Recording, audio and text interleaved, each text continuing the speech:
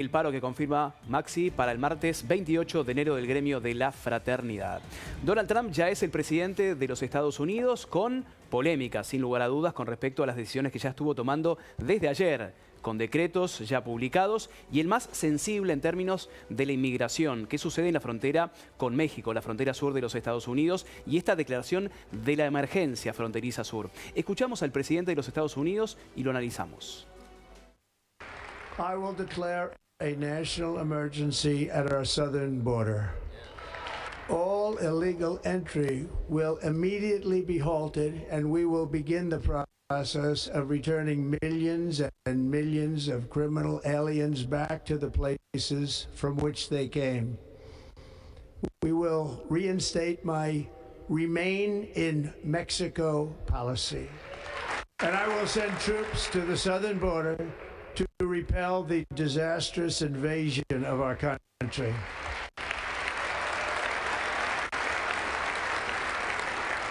Under the orders I signed today, we will also be designating the cartels as foreign terrorist organizations. Y el impacto ya en México, el estado más sensible, lógicamente, es Tijuana. Vamos a hablar con Daniel Lozano, es periodista, está en Tijuana, en México. Daniel, buenas tardes. Hola, buenas tardes. Bueno, decíamos, Daniel, que ya hay repercusiones del otro lado de la frontera. ¿Cómo impacta esta decisión de Donald Trump? Bueno, el impacto en todo México ha sido enorme, en la frontera más aún, ¿no? Sobre todo para los casi 300.000 migrantes que hay en México, ¿no? Que estaban esperando aplicar a la CBP-1, ¿no? Que ha sido la aplicación puesta en marcha por la administración de Biden que servía para pedir asilo, ¿no? En Estados Unidos, de la que a la que aplicaron más de 900.000 personas desde que se puso en marcha, ¿no? En 2023. Pues imagínate, gente que estaba acariciando el sueño americano a 2 o 3 horas de entrar en Estados Unidos y que se ha quedado con la puerta en las narices, ¿no? Al menos son 4.000 en Tijuana, Ciudad Juárez, Matamoros, en la primera línea de frontera, los que han sufrido eso el primer día, pero ya te digo, hasta 300.000 el resto, ¿no? Que están distribuidos por el país. Uno dice mexicanos, lógicamente, por la cercanía limítrofe, ¿no? con el país, pero también vemos migrantes que viajan desde Colombia, desde Venezuela, pasan vicisitudes durante muchísimo tiempo y sueñan con esa idea del sueño americano. Sí, es que es una pequeña torre de Babel, ¿no? Hasta me encontré a un chico que venía de Benin, de África, ¿no? Intentando traducir las cosas con el traductor de Google, o yo que sé cuál era el que tenía ahí. A mí siempre me recuerda a Tijuana, Ciudad Juárez, es como si fuese el embudo de las tragedias americanas, ¿no?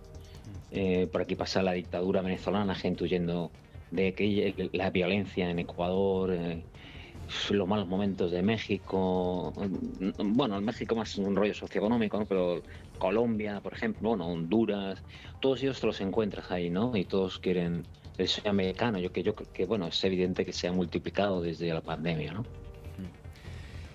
¿Qué expectativa hay por el lado del gobierno mexicano, no? Digo, si ha habido respuesta por el lado de Sheinbaum. Sí, en la mañanera esta del pueblo, que parece una misa, ¿no? Más que una conferencia de prensa de Claudia esta mañana, ha hecho alusión ya. Ayer felicitó a Donald Trump de una forma formal, estuvo reunida con su gabinete, una especie de gabinete de crisis. Hoy ha adelantado que empiezan las pláticas, conversaciones muy pronto con el gobierno, con la administración de Donald Trump.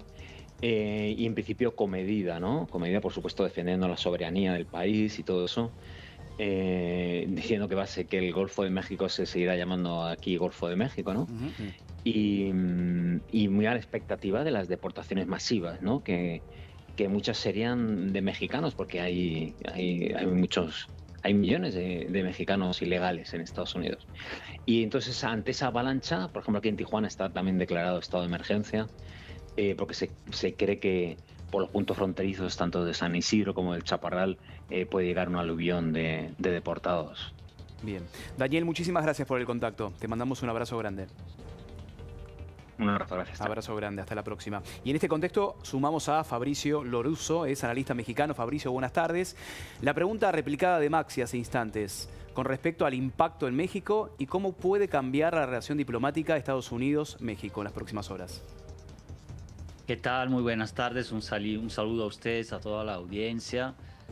Bueno, el impacto en México ha sido primeramente desde hace 2, 3 meses, bueno, desde que supimos, ¿no?, en noviembre de la victoria de Trump, y entonces prolongado, por un lado. En la frontera, claro, ya están alistando incluso estadios en ciudades fronterizas como Tijuana, Ciudad Juárez, para recibir tanto mexicanos, que serían la mayoría, y ellos van a seguir un canal, un camino particular para eventualmente poder regresar a sus tierras de origen, si es que es posible, porque algunos llevan 20 años en Estados Unidos y ya esa es su tierra de residencia y de origen, de alguna manera no sabrían a dónde regresar, pero también y sobre todo personas de Centroamérica, Sudamérica, Venezuela, África, que, como ya sucedió en el primer periodo de Trump y en otros momentos de la historia reciente, van, digamos así, atascando sobre todo las fronteras. Muchos están en la calle. Yo viajé recientemente a Tijuana y ya se ven permanentemente, ¿no?, como campamentos debajo de puentes, debajo de la valla muro fronterizo también, que es muy impresionante. Entonces, bueno, una posible, probable ya emergencia incluso humanitaria en la frontera. Una crisis humanitaria, Y- ese es el título, ¿no? Porque estamos Sí. hablando de cientos de miles que van a ser deportados, que decía Fabricio, de muchísimos países de Latinoamérica y del mundo, y que seguramente se queden en estos estados limítrofes con los Estados Unidos. Y por eso la contingencia y un plan que tiene que también accionar no solamente el gobierno federal, sino también cada uno de los gobiernos de los estados.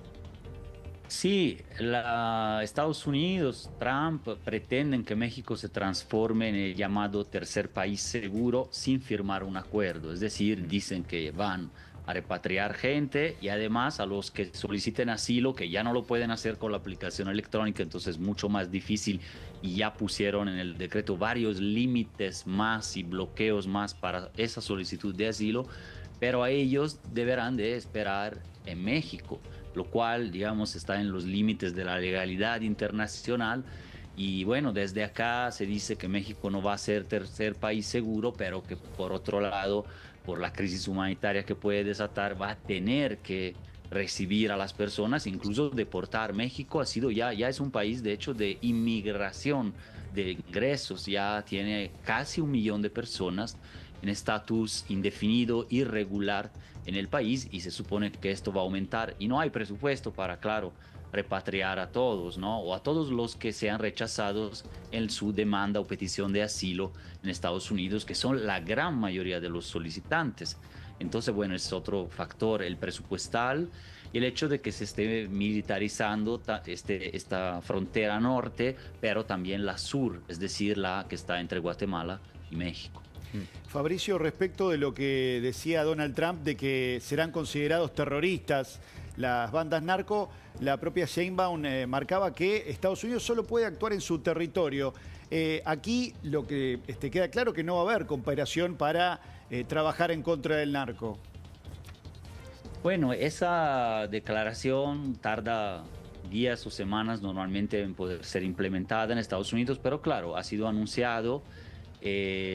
Por un lado, aquí, claro, eso ha generado simpatías de algunos grupos políticos, pero sí antipatía y oposición de parte del grupo de gobierno, Morena, la presidenta, porque podría tener implicaciones graves para la soberanía del país, es decir, ataques con drones, incluso esto de sacar personas mexicanas, digamos, presuntamente, ¿no?, acusadas de narcotráfico, y llevárselas a Estados Unidos de manera extrajudicial, etcétera. Por otro lado, eso podría servir incluso para combatir cierto lavado de dinero y grupos financieros, pero que están en Estados Unidos mismos, ¿no?, atacados como eventualmente grupos terroristas. Pero es polémico, todavía no sabemos cuáles grupos de los tantos grupos criminales serían terroristas, entonces cómo aplicarían esa medida. Pero claro, ha habido una oposición de parte del gobierno y de la presidenta en ese sentido. Bien, Fabricio, muchísimas gracias por tu tiempo. Un abrazo grande. Gracias, hasta luego. Muchísimas gracias. Antes de la pausa, casi las 3 de la tarde, les cuento que